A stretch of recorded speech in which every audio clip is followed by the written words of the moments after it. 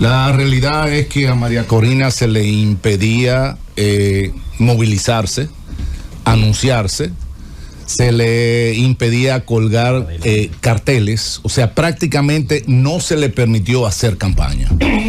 Con todo... Se le pidió la candidatura, se le impidió. Perfectamente. Encima de eso le impidieron que ella fue candidata, lo cual se vio claramente que era un hostigamiento a la oposición política. Entonces, después de eso viene el fraude electoral, que se le ha querido cambiar el nombre. Fue simplemente un fraude. No tiene otra palabra. ¿Por qué fue un fraude? Porque hacer unas elecciones es algo muy simple. Yo decía en la introducción que nosotros aquí somos 10, no sé el número que seamos. Vamos a elegir un portavoz de los sabios de la Z. Entonces, tenemos 2 candidatos. Ok, luego que tenemos los 2 candidatos, podemos tener distintos sistemas para elegir uno de los 2 candidatos. ¿Quién levanta la mano por...? Ah, no, pero espérate, no puede ser así, porque yo soy amigo de los 2. Tiene que ser un voto secreto. Entonces hacemos un papelito donde yo pongo, yo voto por fulano, y luego ese papelito lo metemos en una urna, sacamos los papelitos al final y hacemos un acta. El acta es, ¿qué es lo que dice? Candidato número 1, 5 votos, qué sé yo, 7 votos, el otro sacó 3 votos. Tan simple como eso. Y así como nosotros elegimos un portavoz de los sabios de la Z, nosotros elegimos el presidente de una CEPORA, y nosotros elegimos, hay cantidad de elecciones que se hacen todos los días dentro de, hasta en la casa, como se dice coloquialmente, se dice, bueno, ¿quién de los muchachos que va al colmado? También eso es una elección. O quién lleva a los muchachos en la mañana. Son elecciones que se toman. ¿Qué ha sucedido?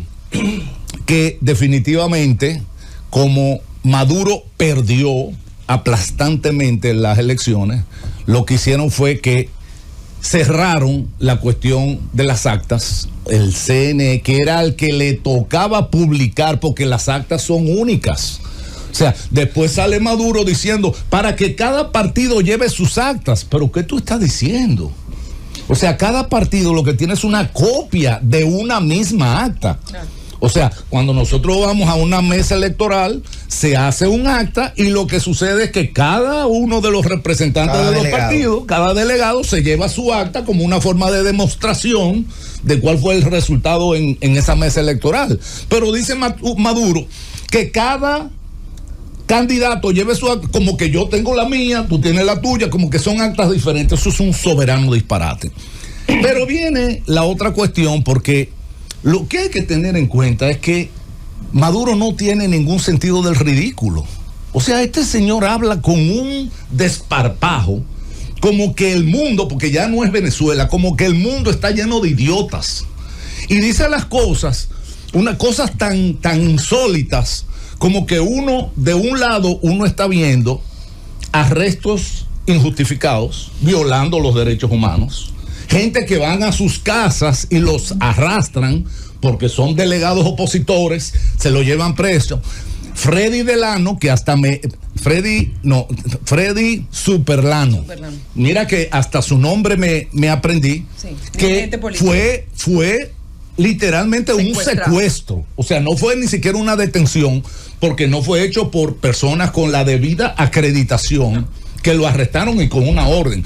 No. Fueron de esos activistas paramilitares que en dos vehículos, sin identificación y sin placa. Y uno está viendo eso en la televisión, y sale Maduro con una constitución que siempre sale una versión diminuta de la constitución, diciéndote que Venezuela es un país de leyes, donde se respeta la constitución, y que nosotros vamos a pelear por la paz. Y tú estás viendo a Maduro hablando, y toda esta represión en las calles, que se han visto incluso personas a las que le han disparado a mansalva, en el piso, le han disparado. Tú ves los famosos esos, ¿cómo es que le llaman? lo que son los paramilitares. Los colectivos. Los colectivos, que tú lo has visto porque lo han filmado, individuos disparando a mansalva con la policía al lado, disparándole a los manifestantes. Y dice entonces que la violencia es culpa de la oposición. Pues está uno viendo esto y uno está viendo los agentes del supuesto orden haciendo nada con estos colectivos disparando, amedrentando, la policía reprimiendo a los manifestantes. Y pueblo desarmado dice, por demás. todo el mundo, nadie ahí tiene una pistolita ni de mito. Y este señor diciendo que ahora ya escaló, porque primero era una conspiración de la derecha de la ultraderecha y la oligarquía venezolana. Luego resultó que era una conspiración, también fue metiendo gente en la medida en que los países se iban manifestando por la institucionalidad. Ahora es una conspiración en la que está también Estados Unidos, obviamente, faltaba más, pero está también la República Dominicana, todos los países. Milei ahora resulta que es un representante del sionismo mundial. Todo aquel que se ha pronunciado simplemente porque el mundo ha sido tan tibio que ni siquiera están denunciando un fraude, sino que lo que le están solicitando es que presenten las actas. Entonces, el mundo todavía, gran parte del mundo no ha dicho eso fue un fraude, el que ganó fue González Urrutia. Ya hay países que sí han dicho eso fue un fraude y que reconocen a González Urrutia, pero muchos países, sobre todo los que tienen algún tipo de afecto, de afinidad con el régimen de Maduro, se han quedado, entre ellos México, lo cual es muy lamentable, Lula y Petro, se han quedado en ese medio que algunos dicen que es un medio para poder negociar. Yo creo que es un medio para darle tiempo a que Maduro reaccione, pero lamentablemente no va a poder reaccionar. ¿Por qué no va a poder reaccionar? Porque no va a poder presentar actas. La idea peregrina es crear, a través de la tecnología de los chinos y demás, prácticamente una elección paralela post-fechada. O sea, la idea es, yo hago con la misma tecnología, pero de la misma manera como uno le cambia la fecha a los celulares, o uno le cambia la fecha a la televisión, y uno crear actas completamente falsas y paralelas. Entonces, la lógica es de este recurso contencioso, que también es jurídicamente un disparate, porque no hay cualidades para presentarlo. Él no tiene cualidad para presentar porque no hay contención. O sea, ¿con quién él está peleando? Todavía al CNE, que es donde se debe llevar el desacuerdo. Primero el CNE lo que tiene que decir, tú ganaste esto, tú no ganaste, y entonces presentar uno de los contendientes al CNE, y entonces si esa persona está en desacuerdo con ese nivel, entonces se escala al Tribunal de Justicia. Pero ¿qué es lo que están haciendo? Se están yendo directamente al Tribunal Superior de Justicia para que entonces los candidatos cada uno lleven sus actas, y entonces un tribunal que está obviamente completamente capturado por el gobierno, entonces declare que las actas válidas son las que dan el triunfo a Maduro y que las demás es una suplantación de la... Eso sería caótico. Caótico sobre todo porque para presentar las actas de unas elecciones no se necesita un mes. ¿Cómo fue, que es la otra pregunta, que dice si con qué acta fue que tú declaraste al CNE se le pregunta con qué acta fue que tú declaraste ganador a Maduro? Porque el CNE declaró a Maduro ganador con un 51%. O sea, ¿de dónde tú sacas ese 51%? ¿Y de dónde tú sacas el 40 y pico del mundo? Porque de algún lugar lo tienes. O sea, no es de la manga, no es que... ¿Cuánto le damos? No es un ¿Qué mal. es lo que parece? Que se juntaron dos ahí. ¿Tú qué piensas? Bueno, mira, vamos a darle un 51 para que se vea mayoría, ¿verdad? Para que sea una mayoría, pero al mundo, óyeme, están las manifestaciones, hay mucha gente, no podemos sacarle de que un 13. Vamos a ponerle un 40 y pico para que la cosa se vea que fue competitiva, y óyeme, ustedes ganaron muchos votos, pero yo gané.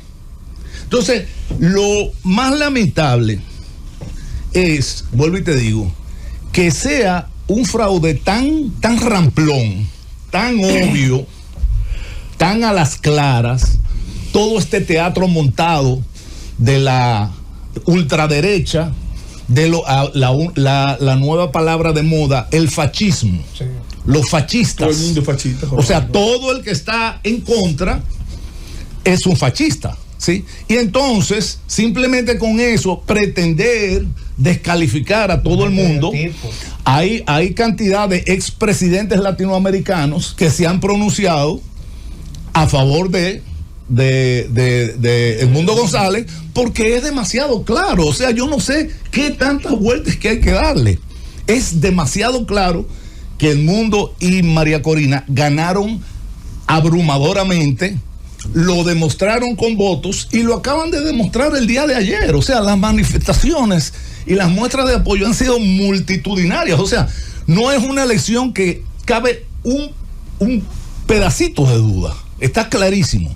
Entonces, lo que se está decidiendo ahora, y ahí sí comparto en parte lo que han expuesto los demás distinguidos colegas, en que ¿dónde quedan los venezolanos? ¿Dónde quedan los pueblos? Cuando nosotros hablamos del ajedrez mundial, muy interesante, ¿no? Y eso me acuerda... Tablero mundial. Exacto. Me acuerdo incluso, Danilo, cuando hablamos, por ejemplo, de América en las colonias, que se sentaban los reyes por allá, dueños del mundo, y las colonias eran potalitas. Un jueguito de cartas. Bueno, ¿qué tú tienes ahí? Mira, yo te doy esta, cambio, y tú me das esta. Entonces ahora tenemos un tablero diferente. Un tablero donde en lo fundamental están los países no democráticos, lo que estamos hablando, China, y ya lo dijeron ustedes, Rusia, Irán, Cuba, países de una democracia muy desarrollada, ¿verdad? Y estamos los otros países que con todos sus defectos, como dije en otro programa, lo único que nosotros tenemos es la democracia. No es perfecta, pero es lo único que nosotros tenemos, no tenemos más nada. Entonces, estos países que apoyan a Maduro, y tú dices, ay, lo que pasa es que Putin es un enamorado de Venezuela, él se va a ir la Margarita y la pasa. No es por eso. Es por los recursos naturales que tiene Venezuela. Si el conflicto fuera de unas elecciones en Haití, como dije yo en un artículo, la gente estuviera en las Olimpiadas de París. Porque a mí, ¿qué me interesa? Ahí no hay nada. O sea, ¿quién gana eso? ¿Por qué es importante? Puesto de fritura. ¿Por qué es importante Venezuela? Por la riqueza que tiene. Entonces, ya que no me queda tanto tiempo, fíjense algo. Se puede extender, dice bienvenido. Y fíjense algo, ustedes que son obviamente muchísimo más cultos que yo, porque yo no leo tanto, yo hago muchísimas otras cosas. Resulta que hasta donde lo poco que yo he leído de los autores que hablan de política y de sociedad, siempre te hablan de la felicidad del pueblo. Y vamos a los griegos, la felicidad del pueblo. El mejor gobierno, la felicidad del pueblo. Los economistas hablan la felicidad del pueblo. Los socialistas, la felicidad del pueblo. Pero aquí no hemos hablado de los venezolanos. ¿Dónde está la felicidad de los venezolanos? Estamos hablando que el 25% de los venezolanos ha tenido que abandonar su país, donde nació, donde creció, donde tenía expectativas, porque tu país es tu zona de confort. Como he dicho yo en más de un lugar, o sea, es como nosotros decir ahora en este foro, vámonos para Polonia, pero tú sabes hablar polaco, tú sabes decir hello en polaco, y más un hombre viejo, hello. ¿A hacer qué? ¿A trabajar en qué? ¿Con el apoyo de quién? O sea, yo no aguanto el frío. O sea, y son gente muy... Entonces, ¿qué quiero decir con eso? O sea, no solamente de los venezolanos, el lugar, la zona de confort de cada quien es su propio país. Entonces, tú tener que salir de tu país, porque resulta que ahora el salario promedio de los venezolanos son $3. $3 semanales. ¿A cuánto es que está? 60. Estamos hablando $200 semanales, que lo multiplicamos por 4. Lo multiplicamos. No, pon 200. Vamos a poner mejorcito. Lo multiplicamos por 4, 200 y tenemos 800 pesos para pasar un mes. O sea, es una locura. Estamos hablando de una inflación. Eso sin contar que no hay una moneda legal allá, porque se supone que nosotros tenemos un control cambiario que no nos permite el tema de la dolarización. Entonces, pero todo está dolarizado. Ahí hay una moneda vigente que es el dólar. Todo se paga en dólares. Una inflación. Y el bolívar, como dicen algunos colegas de forma graciosa, que cuando tú la calculas la inflación, la calculadora da error. Sí. O sea, la calculadora te dice, no puede ser. O sea, estamos hablando de un 2.000.000%. No sé ni siquiera cómo se dice. Entonces, estamos hablando de una catástrofe. Y está este señor en televisión mundial diciendo que él va a mantener la paz, que él va a mantener el progreso, que él va a mantener el orden para la felicidad. Y el mundo, nosotros viéndolo como millones de idiotas, porque no se me ocurre otra palabra, o sea, viendo este espectáculo sin que nadie le diga, deje de hablar disparate.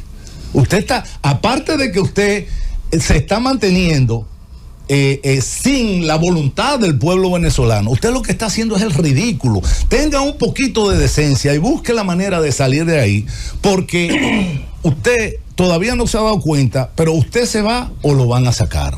Tarde o temprano lo van a sacar. Al final, sí querría que lo puse como una pequeña cuña, de que los mismos venezolanos tienen que plantearse con seriedad qué es lo que necesitan. Es como el amor. Hay muchas veces que uno lo da por sentado. Dice, no, a mí me quieren. No, yo quiero que tú me lo digas. Entonces, la comunidad, los venezolanos tienen que pedirle a la comunidad internacional ¿qué ustedes necesitan? ¿Qué en concreto? ¿Qué ustedes necesitan? Que presionen a los militares por la vía financiera, que presionen a la cúpula del partido por vía financiera, que presionen por vía de cerrar negociaciones, de impedir negociaciones con los países que hacen comercio con la cúpula madurista, pero tiene que ser concreto. Tenemos que ir a lo concreto, porque quedarnos en el declaracionismo, y discúlpenme, pero quedarnos en el derecho humanismo, todo eso está muy bonito. Sí, todo eso está muy bien, pero que hay que ir a lo concreto y hay que cerrarle, ir asfixiando, es la palabra, ir asfixiando a la cúpula, sobre todo en los elementos financieros, para que no tengan otra opción que abrir las manos. Gracias, Obardo, por esa, podríamos decir, es una reflexión. Todo lo tuyo ha sido una reflexión de